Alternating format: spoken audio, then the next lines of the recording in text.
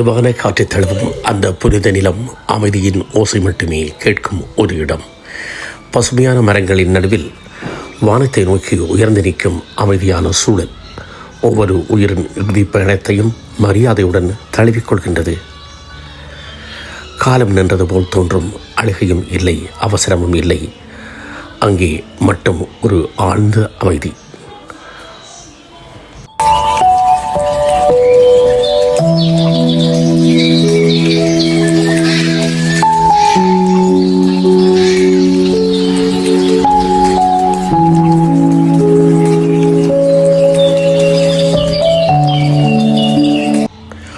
மண்ணும் மரங்களும் காற்றும் கூட ஒரு ஆன்மாவின் பயணத்தை சாட்சி நின்று அதை மென்மையாக்கி அனுப்பி வைக்கின்றன.